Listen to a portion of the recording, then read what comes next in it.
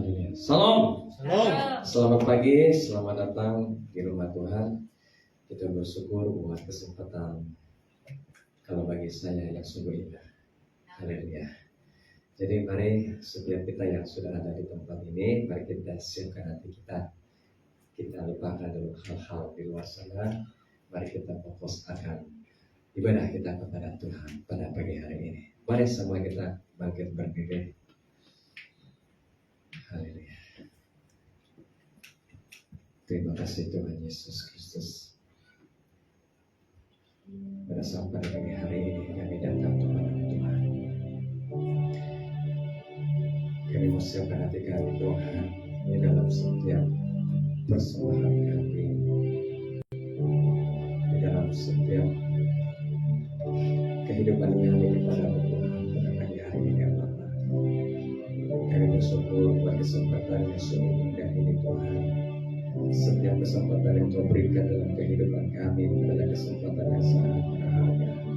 Setiap nafas yang kami hembuskan pada saat ini Tuhan, itu adalah anugerah Tuhan yang Kau berikan di dalam setiap kehidupan kami Bapa. Terima kasih Yesus Kristus. Terima kasih Tuhan. Haleluya.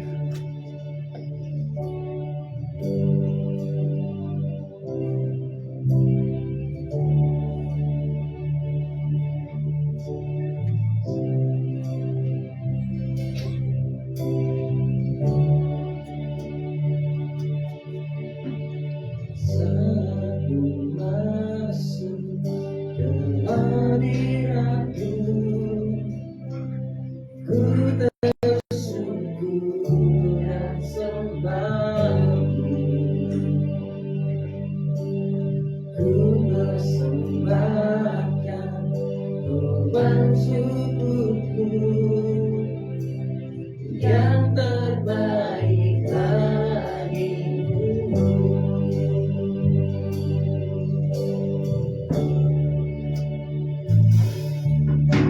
Saat ku masuk ke hadirat-Mu, ku tersungkur dan sembah-Mu.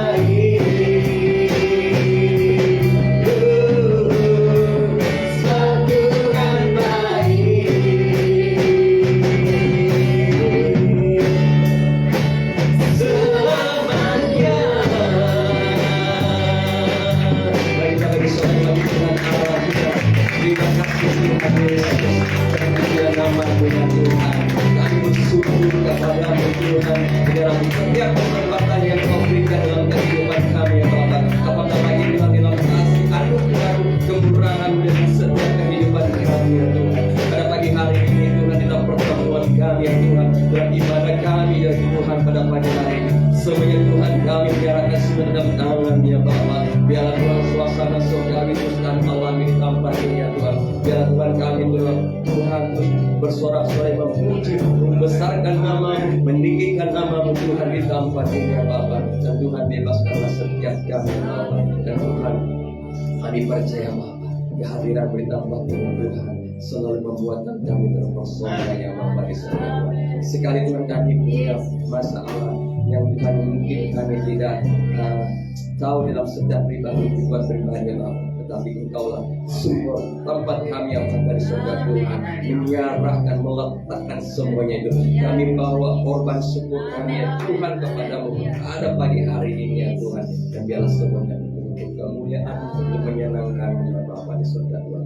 Dari awal setengah segala Tuhan, selesai ibadah kami pada pagi hari, campur tangan-Mu, penyertaan-Mu, untuk bungkus Tuhan dengan darah-Mu Yesus Kristus ya Bapa, supaya kami tetap tenang dalam hadirat-Mu ya Bapa. Pikiran kami, hati kami itu selalu akan terfokus akan kepadamu ya Bapa. Terima kasih segala gangguan-gangguan daripada kuasa di dalam roh iblis semua Tuhan kami patahkan, kami henti di dalam nama Tuhan Yesus Kristus. Biarlah Tuhan kuasa di tempat ini ya Bapa di surga. Roh Kudus terus berkarya di tempat ini, jamah hati kami supaya kami akan Engkau secara pribadi di tempat ini ya Bapa di surga. Terima kasih Tuhan Yesus, berpuji nama Bapa. Kami mau siap masuk lagi dalam puji-pujian yang kami mau naikkan kepada Bapa dan sorak-sorai Tuhan semuanya itu Bapa. Biarlah kami tetap bersuka-cita di dalam kami dan percaya Tuhan di dalam pujian ada kuasa. Bagaimana sudah kami bernyanyi daripada hati kami yang tulus di hadapan-Mu. Kami tidak boleh mempunyai Engkau yang Tuhan, karena Engkau lebih tahu kegumuran setiap pribadi kami. Dan biarlah Tuhan ketulusan itu selalu ada dalam kehidupan kami, berjuang dalam penyembahan kami, dalam pujian kami akan kepadamu. Terima kasih Tuhan. Segala puji dan syukur hormat kebenaran hanya di dalam nama Tuhan Yesus Kristus. Haleluya. Amin. Haleluya. Lagi salam. Halo, salam. Haleluya. Bapak Gembala, Ibu Gembala, diam. Saya mau tanya jemaat Tuhan. Kita sering kali berkata salam, salam, salam. Apakah Anda tahu apa arti salam? Damai sejahtera. Hah? Damai sejahtera bagimu. Damai sejahtera turun atas kamu. Jadi kalau salam itu dia punya maksud itu sangat mendalam. Kalau dulu mungkin seanggap salam biasa-biasa, tetapi apabila amal Tuhan mengatakan apa itu salam, wah itu luar biasa. Jadi kalau ada orang kata salam, kita pun salam, itu berarti kita menerima damai sejahtera daripada Tuhan. Haleluya. Amin. Dia nampak bilang biasa-biasa, tetapi maksud itu sangat dalam dan sangat menguatkan. Haleluya. Mari kita datang kepada Tuhan. Kita naikkan puji-pujian untuk Tuhan. Haleluya. Haleluya Yesus. Kami naikkan syukur kami Tuhan di pujian kami pada pagi hari ini. Biarlah hati kami tetap bersuka memuji atas Engkau ya Tuhan.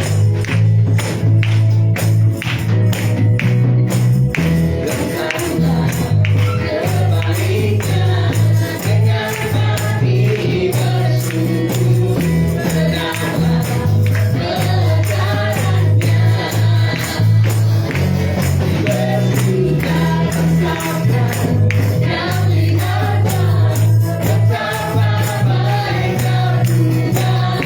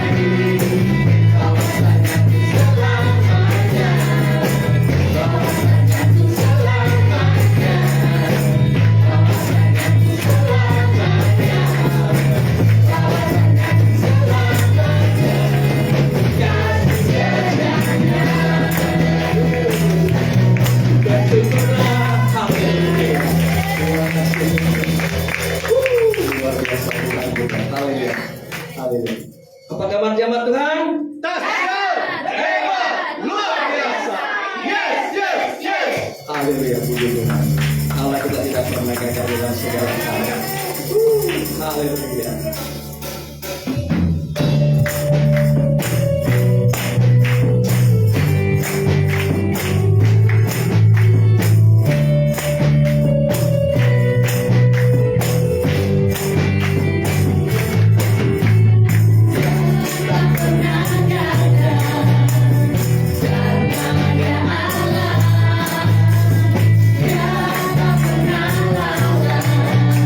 Dia jamin firman-Nya.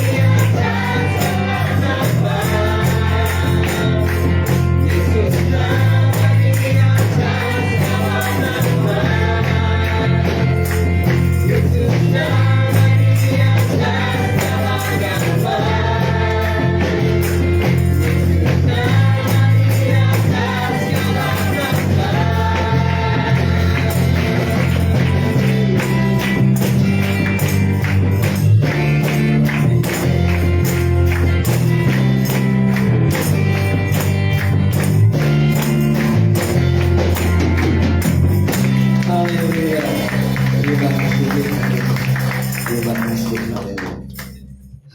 Mari kita tetap tenang ya. Terima kasih Yesus. Haleluya.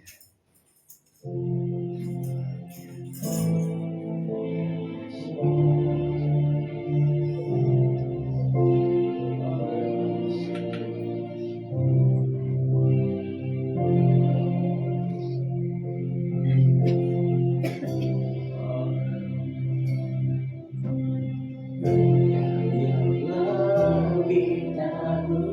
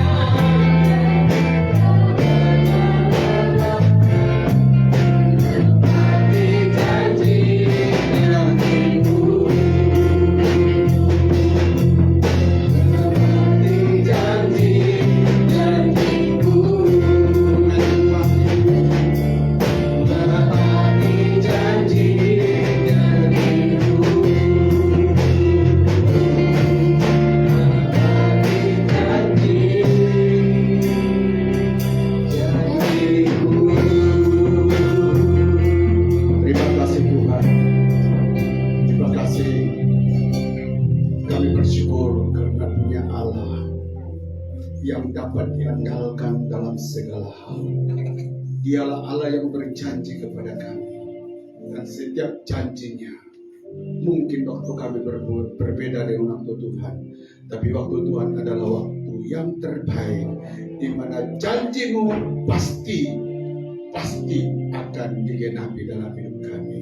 Itu sebabnya Bapa, tidak ada tempat lain untuk kami menggantungkan hidup kami, mengandalkan hidup kami, menyandarkan hidup kami, selain hanya di dalam nama Yesus, Tuhan dan Juru Selamat kami. Terima kasih Tuhan, kami sudah menyembah Engkau, kami sudah memuliakan Engkau, memperkenankan Engkau melalui pujian. Saatnya kami mendengar Tuhan suara kebenaran firman-Mu. Roh Kudus bersama Bapa berkata-kata dari awal hingga berakhir, sehingga Bapa, apa yang kami katakan tidak lahir dari hikmat dan kekuatan kami sendiri, tapi lahir dari kekuatan Allah.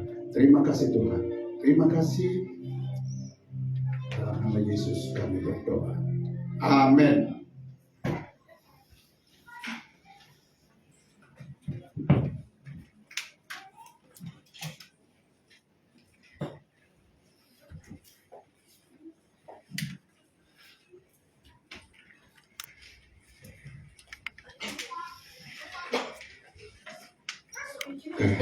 Shalom, selamat pagi dan selamat bersekutu dalam kasih dan anugerah Tuhan Yesus kepada semua jemaat yang sudah ada di ruangan pada pagi hari ini.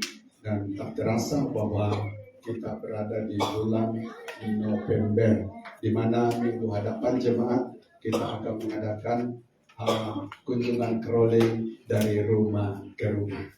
Tuhan Yesus memberkati kita semua. Mari kita siapkan hati kita untuk segera mendengarkan firman Tuhan. Dan sebelum itu jemaat cari kasih Tuhan, mari kita buat satu pengakuan kepada firman Tuhan. Oke? Ya. Yesaya 55 ayat 10 sampai ayat 11 dikatakan begini, sebab seperti hujan dan salju turun dari langit dan tidak kembali ke situ, melainkan mengairi bumi, membuatnya subur dan menumbuhkan tumbuh-tumbuhan, memberikan benih kepada penabur dan roti kepada orang yang mau makan. Jemaat 3. Demikianlah firman-Ku yang keluar dari mulutku. Ia tidak akan kembali kepadaku dengan sia-sia, tetapi ia akan melaksanakan apa yang Ku kehendaki dan akan berhasil dalam apa yang Ku suruhkan kepadanya. Katakan amin. Oke, puji nama Tuhan. Mari segera jemaat cari kasih Tuhan, kita akan buka firman Tuhan di dalam satu kitab yang sangat singkat, hanya satu pasal. Kita lihat dalam kitab Yudas. Kitab Yudas pasal 1 ayat 10 sampai ayat yang ke-11. Kitab Yudas pasal 1 ayat 10 dan sampai ayat yang ke-11. Saya tulis ayat 10 di sini. Nah, dengarkan jemaat yang kasih Tuhan. Di dalam ayat yang ke-10 ya sampai ayat yang ke-11, tapi di sana tidak dicantumkan ayat yang ke-10. Akan tetapi mereka menghujat segala sesuatu yang tidak mereka ketahui, dan justru apa yang mereka ketahui dengan nalurinya seperti binatang yang tidak berakal, itulah yang mengakibatkan kebinasaan mereka. 11. Celakalah mereka karena mereka mengikuti jalan yang ditempuh Kain. Saya ulang, celakalah mereka karena mereka mengikuti jalan yang ditempuh Kain. Jadi kecelakaan orang ini ya adalah karena menempuh jalan Kain, dan karena mereka oleh sebab upah menceburkan diri ke dalam kesesatan bilian, dan mereka binasa karena kedurhakaan seperti Korah.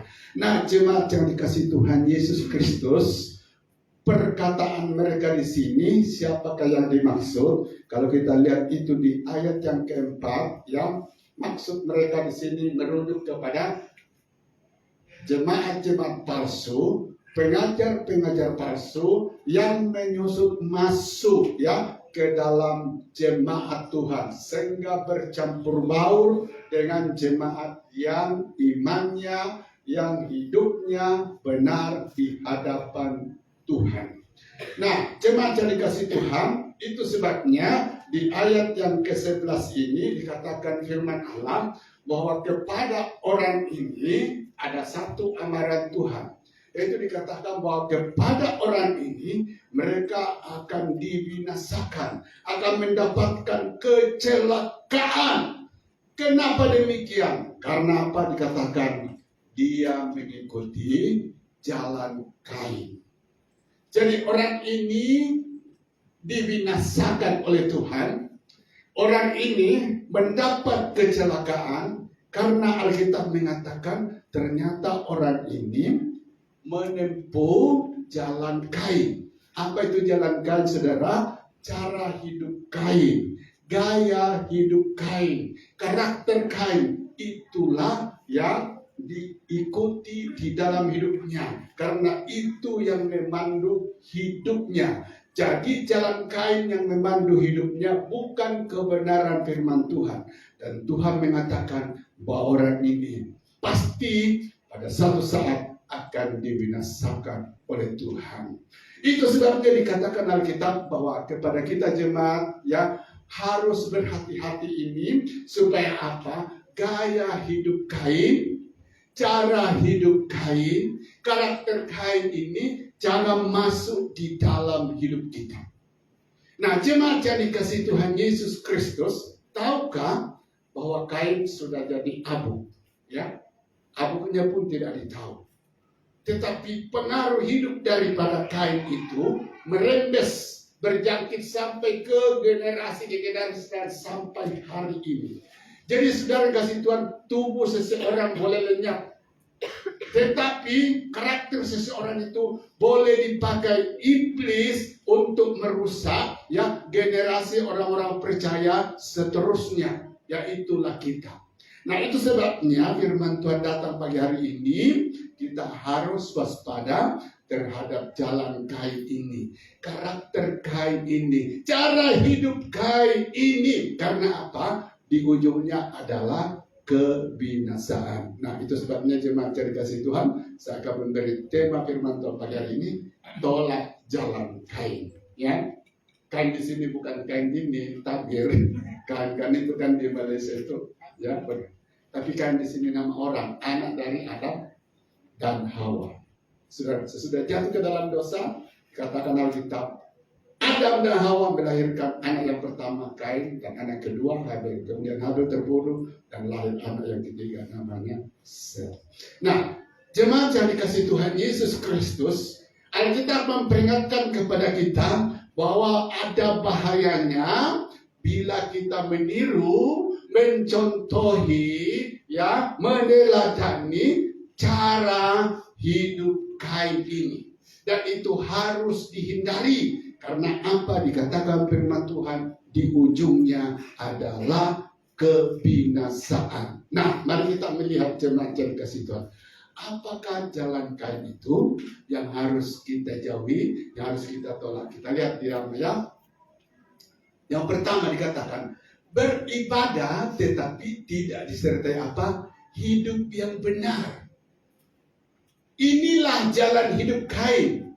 Inilah cara hidup Kain, jemaat dikasihi Tuhan. Ya, Kain itu seorang penyembah yang setia kepada Tuhan. Orang yang aktif beribadah. Tetapi Alkitab mengatakan hidupnya tidak benar. Ya, jadi maksudnya begini. Setiap kali ibadah menyembah Tuhan, ya, suaranya sangat kuat, lebih kuat daripada saudara. Tapi apa yang terjadi? Kehidupannya bertolak belakang dengan penyembahannya kepada Tuhan. Mari kita lihat ya. Di dalam 1 Yohanes 11 ayat pasal 1 ayat 11 sampai 12 kata. Sebab inilah berita yang telah kamu dengar dari mulanya, itu bahwa kita harus saling mengasihi. Ayat 12. Bukan seperti Kain yang berasal apa? Dari si jahat. Jadi Kain ini berasal dari si jahat dan yang membunuh adiknya. Dan apa sebabnya ia membunuhnya? Sebab segala perbuatannya jahat dan perbuatan adiknya benar. Nah, pada ayat yang ke-12 dikatakan ya bahwa Kain ini, saudara kasih Tuhan, berasal dari iblis. Bukan berarti dia dilahirkan oleh setan, ya, dilahirkan oleh iblis, ya. Karena Alkitab mengatakan iblis itu adalah malaikat yang kudus yang jatuh ke dalam dosa. Dan malaikat yang dikatakan Alkitab dia bukan seperti manusia kawin main. Iblis itu ya bukan seperti kita yang harus kawin main, tapi saudara kasih Tuhan, setan itu dia adalah roh-roh, jadi tidak berkawin. Tapi kenapa dikatakan dia berasal dari si jahat? Maksudnya apa? Cara hidup iblis, cara hidup setan ini masuk, ya, diwarisi oleh Kain. Nah, jadi saudara yang dikasih Tuhan, tidak heran karena kehidupannya mewarisi karakter atau sifat iblis, maka jelas di ayat selanjutnya semua perbuatannya adalah perbuatan apa? Jahat. Tapi kan luar biasanya jemaat yang dikasih dikatakan dia penyembah yang setia. Dia memberi korban persembahan kepada Tuhan, ya, dengan setia. Tapi sementara tidak hidup di dalam apa? Kebenaran. Nah, inilah cara hidup Kain, jemaat yang dikasih Tuhan, yang banyak menyerang gereja dari dahulu sampai hari ini. Kalau kita lihat di zaman Tuhan Yesus Kristus, siapakah orang yang paling kuat ibadahnya kepada Tuhan? Ibadah dalam satu minggu, berpuasa dalam satu minggu berapa kali? 2 kali. Saudara, memberi perpuluhan, sangat disiplin, menghafal hukum Taurat mereka orangnya. Tetapi masalahnya Alkitab mengatakan dia adalah bapak pembunuh. Ya kan apa? Karena dia membunuh Yesus. Siapa? Di atas kayu salib. Siapa orangnya jemaat? Ahli Taurat dan orang Farisi. Ya kan? Itu sebabnya saudara yang kasih Tuhan, satu-satunya orang golongan yang banyak dicemooh, yang banyak disentuh Yesus dalam khotbahnya, saudara yang kasih Tuhan, adalah orang Farisi. Karena mereka kelihatannya kuat beribadah, tetapi hidupnya apa? Tidak disertai kebenaran. Dan inilah strategi setan yang paling menarik dari dulu sampai hari ini, berkesan dari sampai di mana dia katakan, tidak apa-apa kamu beribadah, tidak apa-apa kamu berpuasa, tidak apa-apa kamu memberi perpuluhan, tapi jangan hidupmu benar di mata Tuhan. Itulah setan.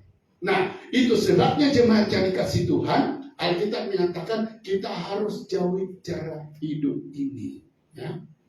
Nah, kita menyembah kepada Tuhan memang sepantasnya, ada amin. Tetapi penyembahan kita kepada Tuhan harus juga dibuktikan melalui hidup kita, amin. Jadi saya menyembah dengan mulut saya, tapi Tuhan katakan, Yusuf tidak cukup itu sangat baik. Tapi sembah juga saya melalui apa? Hidup, amin.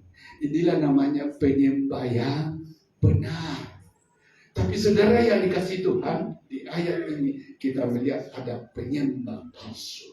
Siapa penyembah palsu itu? Mereka menyembah Tuhan di mulutnya, tapi di hidupnya tidak ada kebenaran. Dan Alkitab mengatakan, ya, cara hidup seperti ini harus apa? Dijauhi. Kenapa? Ujungnya kebinasaan. Matius 7 ayat 21 sampai 23 mengatakan, bukan orang yang berseru-seru Tuhan, Tuhan, Tuhan, Tuhan, Tuhan akan masuk ke dalam, tapi mereka yang melakukan kehendak Bapa. Jadi apa yang ditekankan daripada firman Tuhan ini, saudara kasih Tuhan, orang Kristen yang sejati, orang Kristen yang benar adalah memang setia beribadah, tapi apa? Juga setia melakukan kebenaran firman Tuhan. Itulah kerinduan Tuhan dalam hidup kita. Itulah kehendak Tuhan di dalam hidup kita. Dan kehendak Tuhan ini harus menjadi kehendak saudara dan kehendak saya. Amin. Puji Tuhan. Jadi menyembah Allah yang benar itu harus disertai dengan cara hidup. Nah, kalau kita lihat dalam apa? terjemahan Alkitab Indonesia masa kini katakan, sebab berita yang disampaikan kepada kita sejak semula ialah bahwa kita harus saling mengasihi. Kita tidak boleh seperti Kain yang menjadi milik iblis. Jadi Kain ini dari iblis, milik iblis, dan membunuh saudara. Mengapa ia membunuhnya? Karena Kain telah berbuat salah dan ia tahu benar bahwa hidup saudaranya lebih baik daripada apa? Hidupnya. Nah, jemaat cari kasih Tuhan, itu yang pertama. Mari kita lihat yang kedua, apa jalan Kain harus kita tolak, saudara. Nah, yang kedua dikatakan menyembah Allah tanpa iman. Nah, coba kita lihat di Kejadian pasal 4 ayat 3. Saudara, penyembah yang pertama-tama sesudah manusia jatuh ke dalam dosa, saudara kasih Tuhan, adalah apa? Kain. Nah, kalau kata Kejadian 4 ayat 3.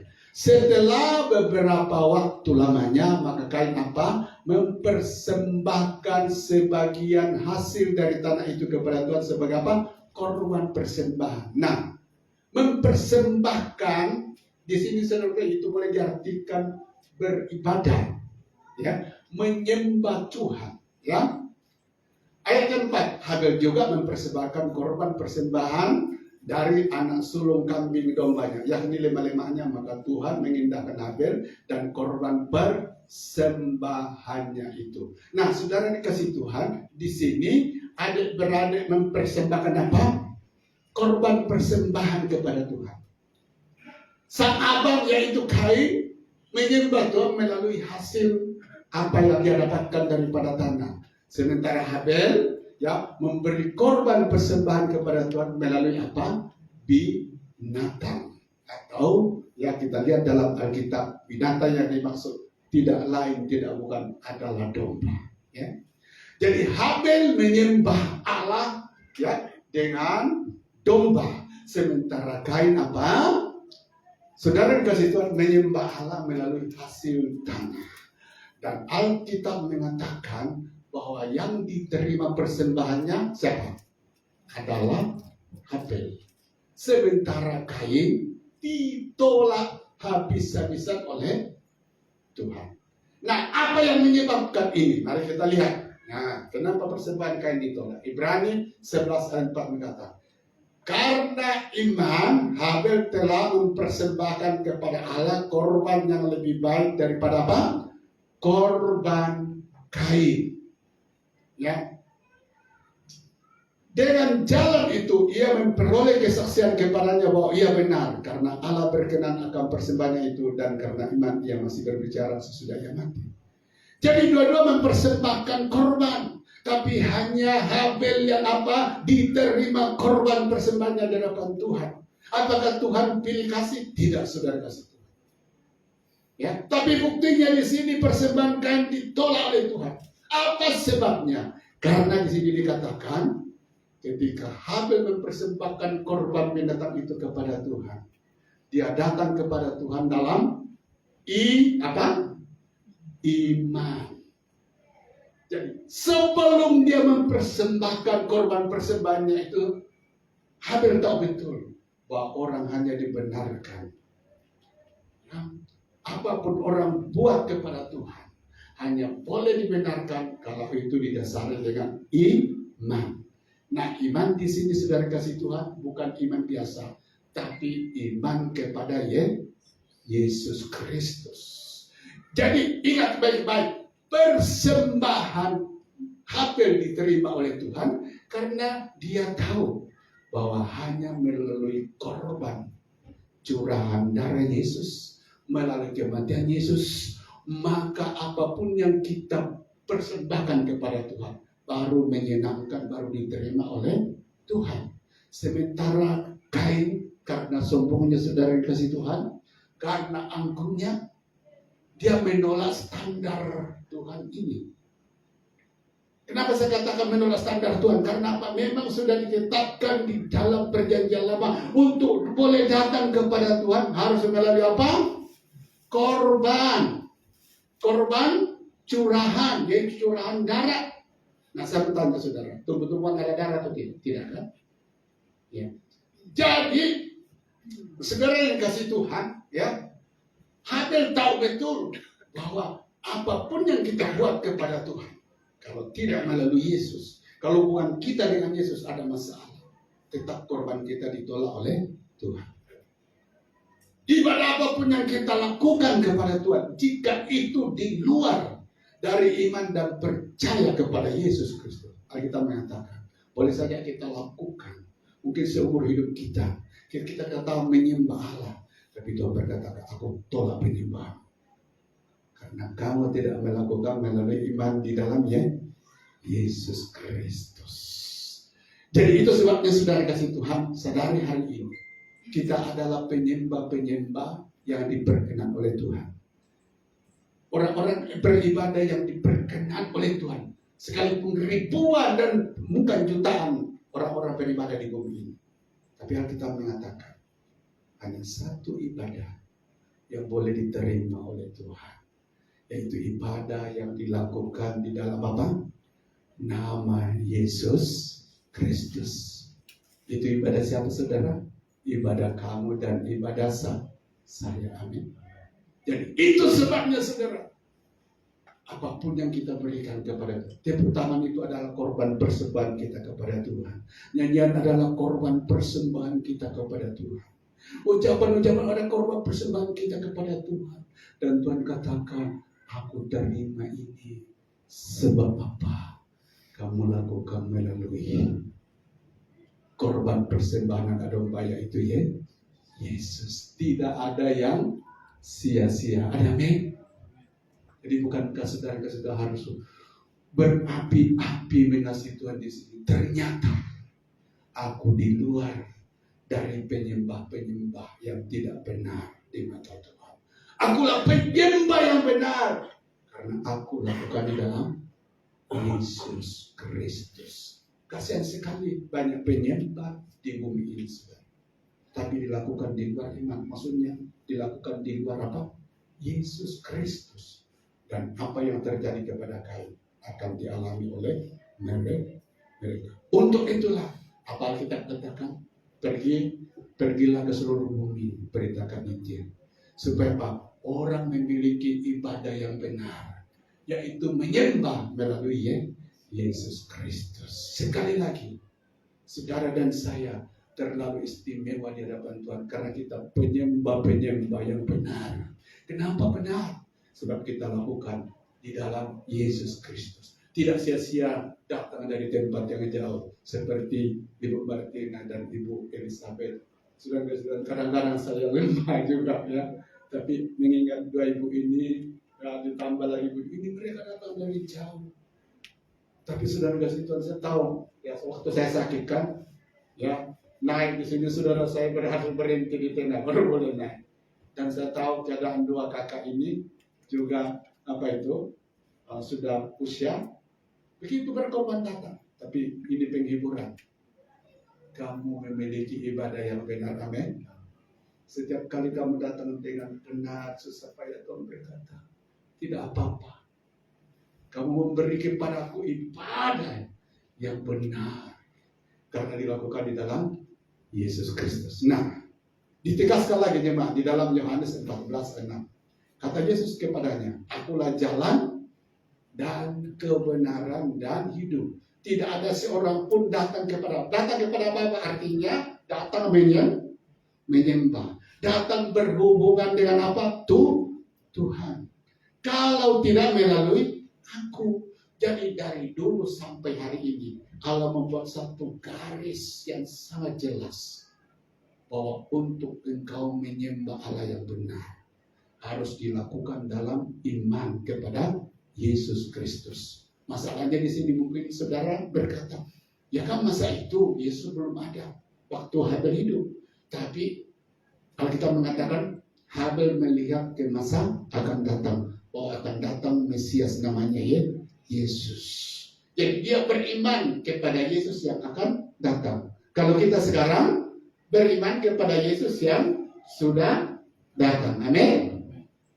Jadi orang perjanjian lama, saudara kasih Tuhan, dasar penyembahannya tetap sama, yaitu didasarkan pada iman kepada Yesus Kristus. Baru penyembahan kita benar. Masalahnya orang perjanjian lama, dia beriman berharap kepada Yesus yang akan datang. Sekarang kita ya berharap kepada Yesus yang sudah datang. Jadi akan datang dan sudah datang. Jadi puji nama Tuhan Yesus Kristus. Kasihan orang-orang yang memiliki ibadah seperti apa?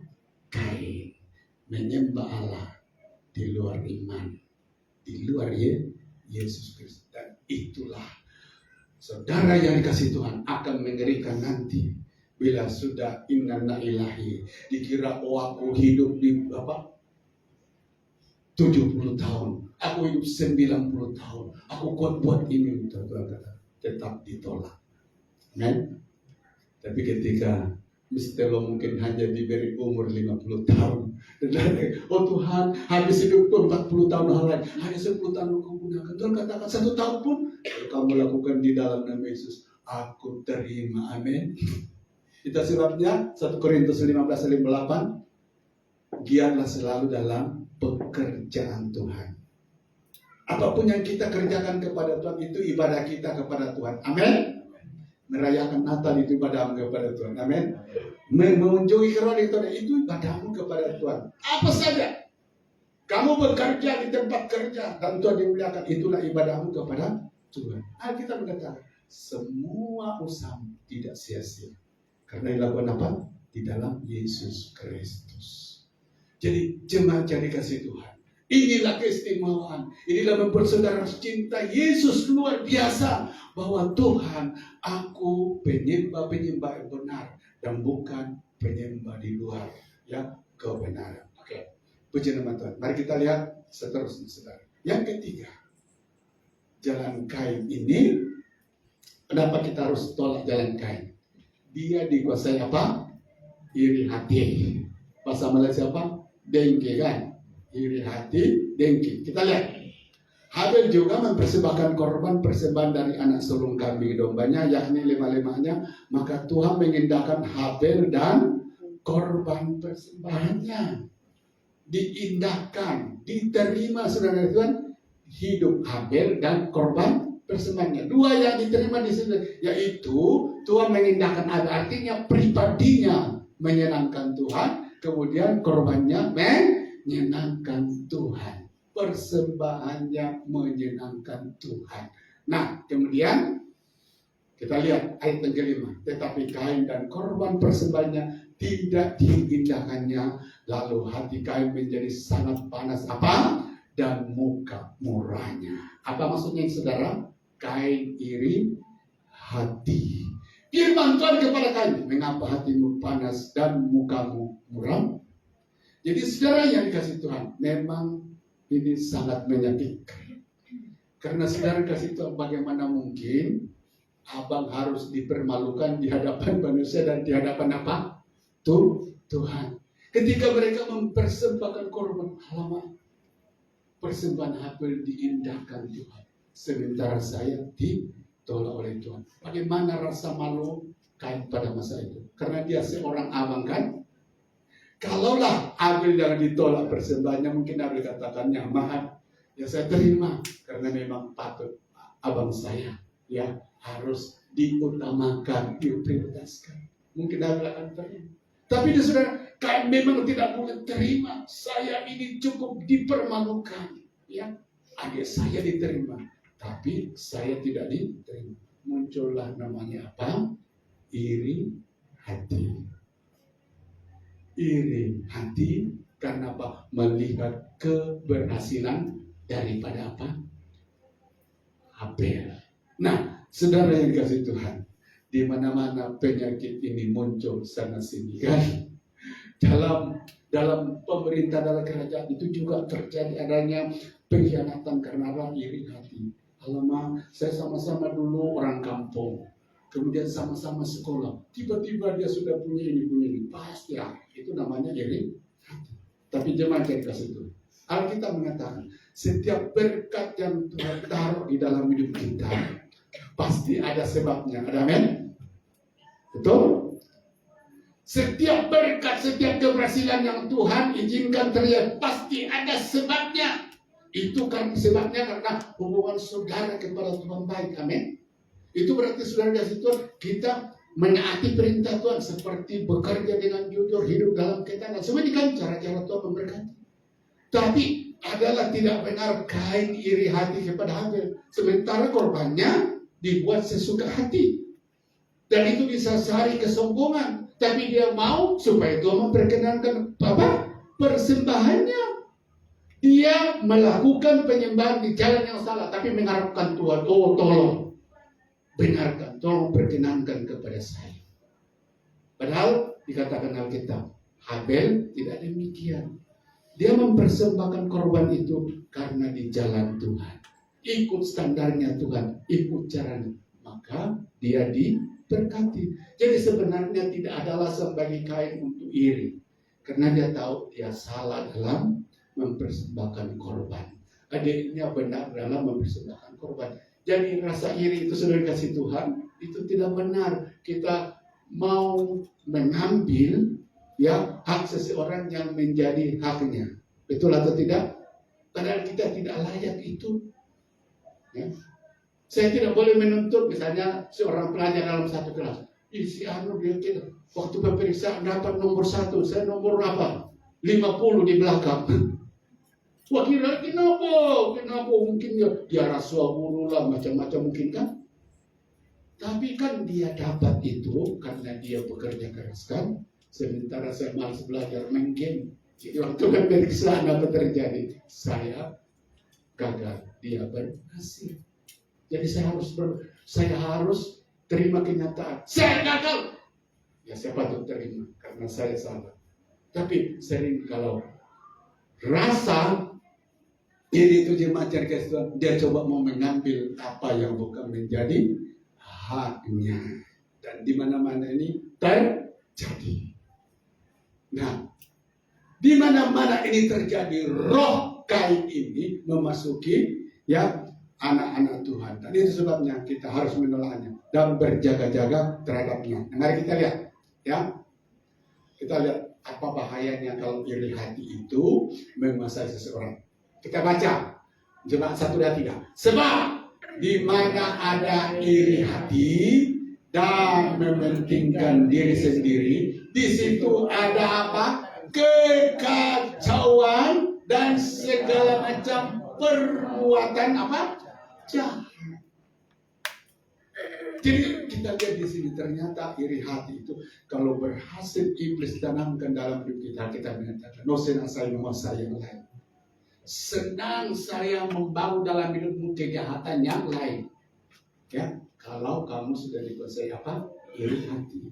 Dikatakan dari iri hati ini akan muncul kekacauan dan akan muncul segala perbuatan yang jahat. Jadi itu sebabnya kita harus berhati-hati dengan hal ini. Ya, bahasanya begini jemaat kasih. Saya mungkin masih boleh bertoleransi kalau misalnya fitnah, tapi jangan sampai iri hati menguasai saya. Sebab kalau iri hati menguasai maka dia akan mengundang segala macam kejahatan. Tapi kalau fitnah hanya satu yang menguasai saya kan, jadi itulah bahayanya. Dan ini menguasai Kain. Ini merusak gereja dari dulu sampai hari ini. Nah, bagaimana caranya saudara kasih Tuhan? Supaya kita dicegah Tuhan dari hal ini. Bersyukur dalam segala hal. Amin.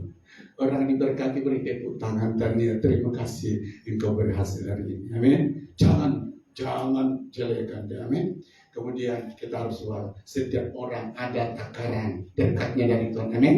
Ya, setiap kita harus berada dengan apa yang ada. Dan yang seterusnya, seperti saya katakan tadi, setiap berkat yang jatuh dari kita pasti ada sebab. Amin. Dia diberkati orang pasti ada sebabnya. Kita tidak pasti ada sebab. Jadi tidak ada alasan untuk apa? Iri hati. Kita baca Amsal 14 ayat 20. Hati yang tenang menyegarkan tubuh, tetapi iri hati membusukkan tulang. Kalau dalam terjemahan bahasa Indonesia masa kini, hati yang tenang menyehatkan badan, iri hati bagaikan penyakit yang mematikan. Nah, iri hati sebelum kita mati secara jasmani, kita sudah mati.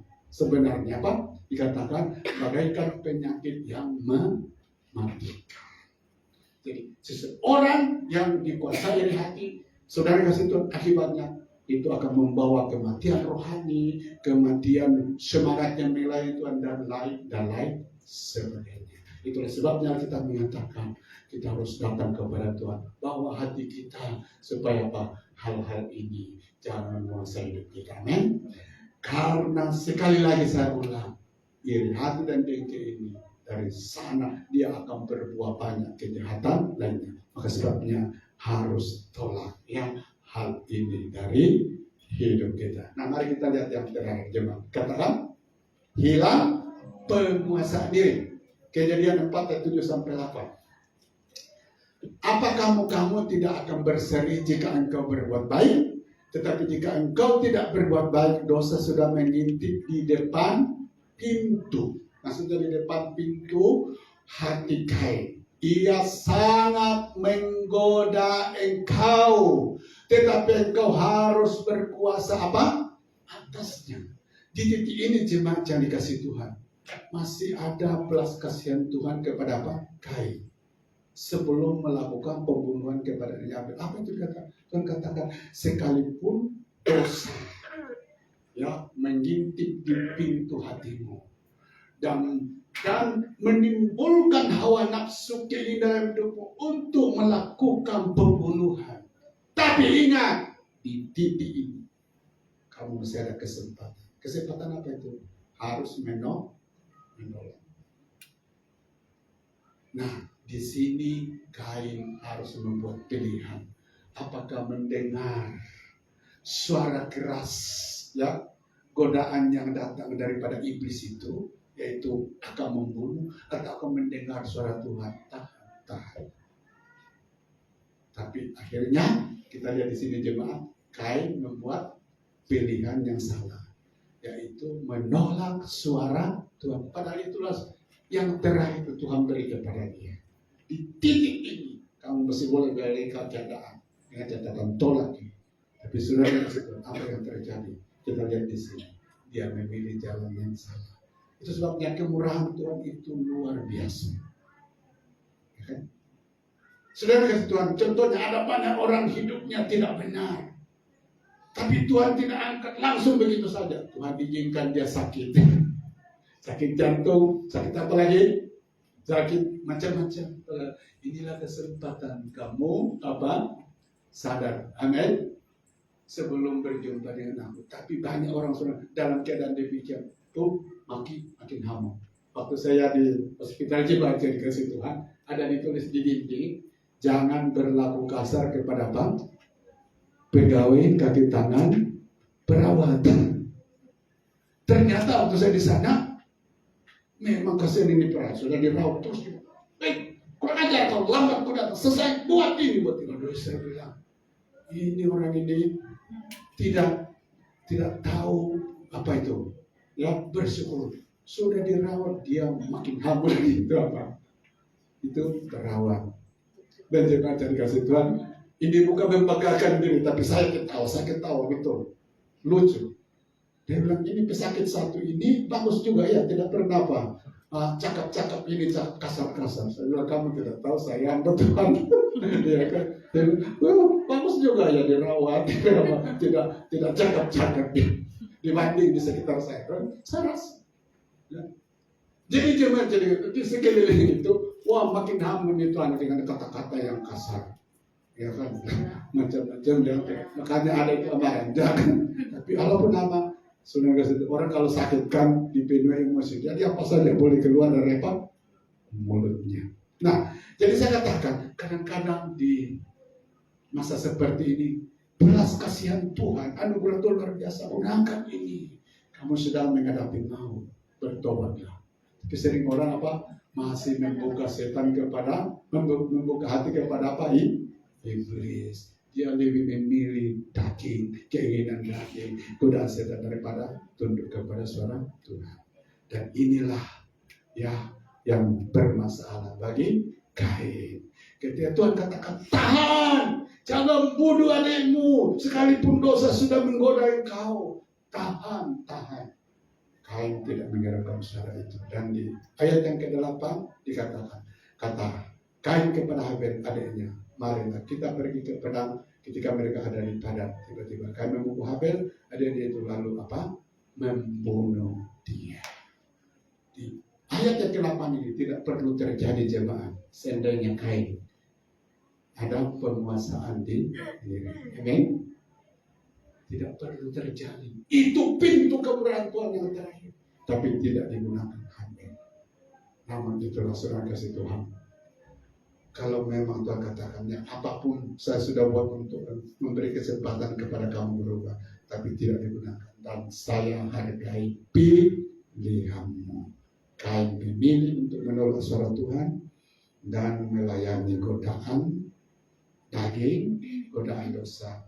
Dia hidupnya masuk dalam kehancuran demi kehancuran. Dan Alkitab mengatakan sesudah kami melakukan hal ini, jemaat yang kekasih, dia diusir dari hadirat Tuhan, putus hubungan dengan Tuhan, dia menjadi manusia yang dikejar-kejar, hidupnya tidak tenang, tidak ada kebahagiaan. Dan akhirnya di Kejadian pasal 6, keturunan ini dihabisi Tuhan sama sekali. Nah, apa pesan firman Tuhan kepada kita hari ini? Bahwa ada bahayanya mengikuti apa? Jalan Kain. Untuk itu kita harus menolaknya.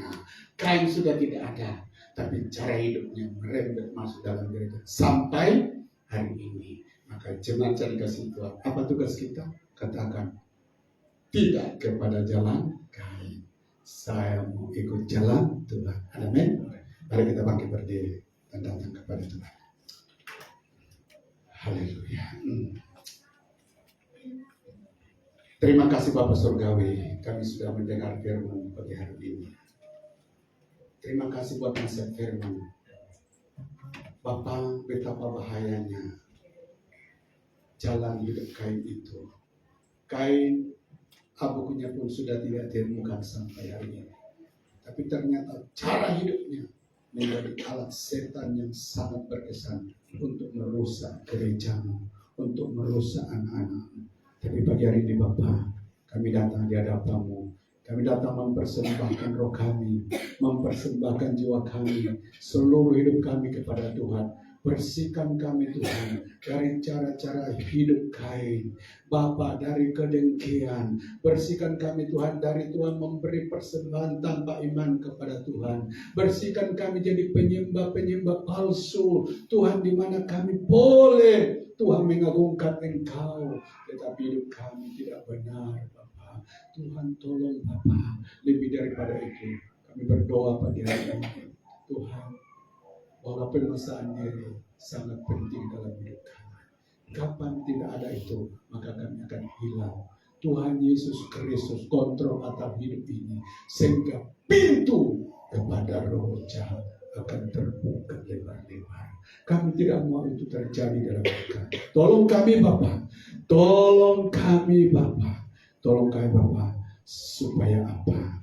Hanya mengikuti cara hidup, jalan hidup daripada Habel yang hidup di dalam kebenaran, yang hidup di dalam ketaatan, yang hidup di dalam penyembahan yang benar, yang hidup Tuhan di dalam hati yang benar. Terima kasih Tuhan, kiranya Tuhan pribadi ini, itulah Tuhan Yesus Kristus yang akan mewarnai kehidupan anak-anak-Mu di sini. Tuhan, jadikan mata rohani kami supaya hanya mengikuti yang benar, yang dimiliki oleh Habel, yaitu berada di dalam kebenaran Tuhan. Terima kasih Bapa, terima kasih hari ini Bapa, kami bawa di hadapan hadirat-Mu. Tuhan, kami tidak kebal terhadap namanya dengki, iri hati yang ada di sekeliling kami. Tetapi pagi hari ini Bapa, jika itu ada di hati kami, kami bawa di hadapan Tuhan, bersihkan kami, sehingga apa? Tidak ada pintu-pintu bagi roh-roh Kain itu masuk di dalam hidup kami. Firman berkata, kami harus menolaknya. Terima kasih Tuhan, kemuliaan kebesaran bagi Tuhan. Dan ucap syukur dalam nama Yesus kami sudah berdoa. Amin.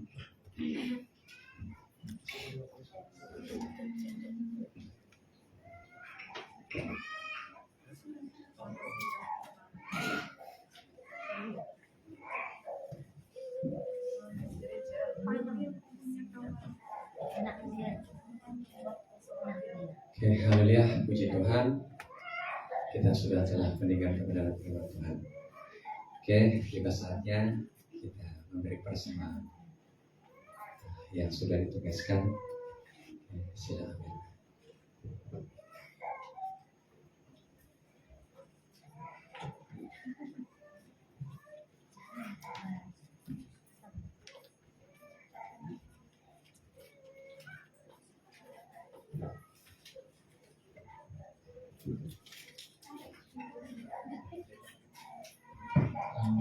Mari kita tutup mata dan berdoa. Allah Bapa di surga, terima kasih Allah Bapa yang mulia, yang perkasa, Tuhan Yesus Kristus. Terima kasih atas kasih karunia Tuhan Yesus Kristus. Tuhan, terima kasih juga itu firman yang disampaikan oleh hamba-Mu Tuhan Yesus Kristus, supaya kita jauh daripada jalan kain, kita hidup lebih mulia, kita lebih jangan ikut jalan kain. Tuhan, kadang-kadang kami lemah Tuhan, kadang-kadang kami gelisah Tuhan. Dalam hidup kami, kadang-kadang kami bimbang dengan kesehatan, tentang keuangan, tentang cara hidup kita, tentang masa depan kita Tuhan. Tapi kita tahu Tuhan sentiasa ada, Tuhan pasti ada. Tuhan Yesus Kristus, terima kasih Tuhan, sentiasa dalam hidup kami, hidup biasa kami. Sebentar lagi persembahan kita akan disampaikan menghidupkan Tuhan Yesus Kristus. Tuhan, kalau seizin Tuhan kasih bantu tangan-tangan yang menghulu membeli itu. Tuhan, lindungi mereka, kuatkan iman mereka Tuhan Yesus Kristus. Tuhan bawa mereka dengan hidup kebenaran Tuhan Yesus Kristus. Demikian doa kami. Di dalam nama Bapa, Anak, dan Roh Kudus, mengucap syukur dan berdoa. Amin.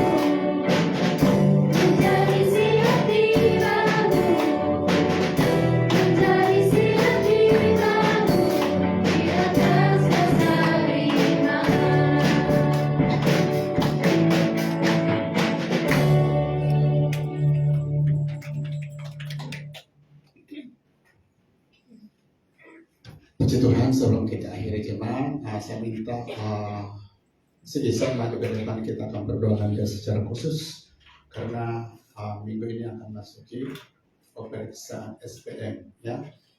Mari kita bangkit berdiri semua jemaat dan kita turut mendoakan bersama-sama. Kekasih ini kamu menghadap ke jemaat ya.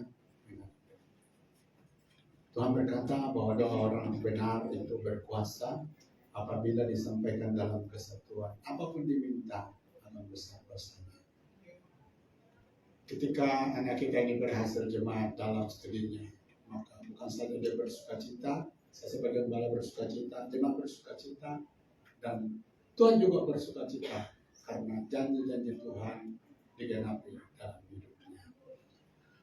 Bapa di surga, Bapa dalam nama Yesus, kami bawa di hadapan hadirat-Mu saat ini anak kami Ison, minggu ini akan menjalani ujian akhir yaitu SPM. Tuhan Yesus Kristus, sumber segala hikmat adalah Tuhan. Dan Bapa Surgawi, jika saja orang tidak kenal Engkau, Tuhan membuatnya pintar, pandai. Kenapa? Kami anak-Mu dibiarkan bodoh. Bukankah itu berarti bahwa berkat Tuhan dialirkan kepada tempat yang salah? Dan kami tahu itu bukan rencana Tuhan. Rencana-Mu adalah sebagaimana kami anak Allah, haruslah yang pertama menikmati berkat-berkat sebagai keluarga Allah. Sebabnya Bapa, kami hadapkan hidupnya anak kami ke hadapan Tuhan yang minggu ini akan menghadapi pemeriksaan Bapa. Tuhan perjuangannya sepanjang tahun belajar Tuhan. Ada 5 tahun dan dia akan mengakhirinya ini dalam perjuangan yang sangat berat. Namun Bapa, jika Engkau bersama dia, tidak ada perkara yang mustahil, tidak ada yang susah bagi Tuhan. Dan itu sebabnya kami bersama jemaat hari menghadapkan di hadapannya sebelum menjalani pemeriksaan Bapa. Kami berdoa di dalam nama Tuhan Yesus Kristus, hikmat daripada Tuhan dicurahkan atas hidupnya, sehingga dalam menghadapi soal-soalan nanti Tuhan Yesus Kristus, mungkin itu sulit, tapi ketika Kau beri hikmat kepada dia, maka dia akan menjawab dengan benar. Kami percaya Tuhan, Bapa yang baik akan bersama dan akan berada di sisi sampingnya saat menjalani pemeriksaan tersebut. Dan Bapa Surgawi, iman harapan kami semua bahwa ini akan berhasil, yang Tuhan menggembirakan, dan biar nama Tuhan dimuliakan. Terima kasih Bapa, terima kasih Tuhan Yesus. Kami juga berdoa pagi hari ini Tuhan untuk persiapan kami merayakan perayaan Natal. Minggu depan akan dimulainya berarti kunjungan crawling, dan juga tidak lama kemudian kami akan merayakan perayaan Natal. Persiapan umat-Mu dalam apa bentuk Tuhan Yesus Kristus. Kami tahu itu adalah ibadah kami, adalah korban persembahan kami kepada Tuhan. Tenaga yang kami Tuhan curahkan, keringat yang kami curahkan, semua itu adalah korban persembahan kami kepada Tuhan. Dan firman-Mu berkata, karena dilakukan dalam iman kepada Yesus, maka semua itu tidak sia-sia, selalu menyenangkan Tuhan, mengindahkan dan diterima Tuhan. Terima kasih Tuhan, terima kasih Tuhan Yesus. Dan kami berdoa semua yang terlibat di dalam Tuhan perayaan tersebut, Tuhan berkati, beri kekuatan, penyakit dijauhkan.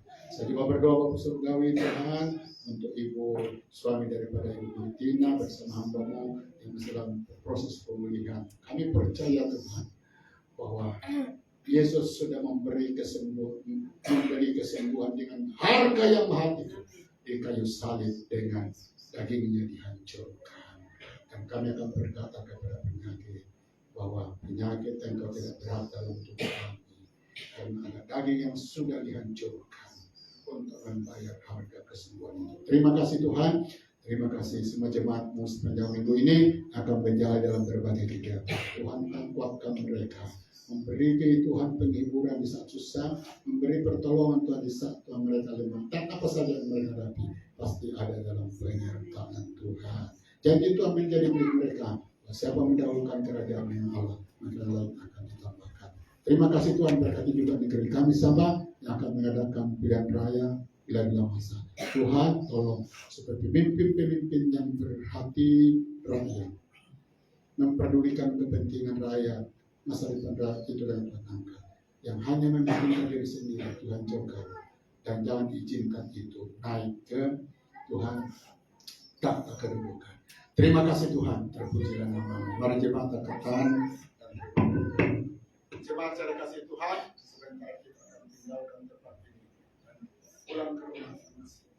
Marilah kita pulang dengan mengalami kasih karunia dari Allah Bapa melalui Yesus Kristus serta persekutuan Roh Kudusnya akan menyertai jemaat hari ini sampai Yesus datang pada kali ini. Yang mengucap syukur di dalam nama Yesus. Kami sudah berdoa dan semua jemaat berkata, Amin. Oke. Selamat siang.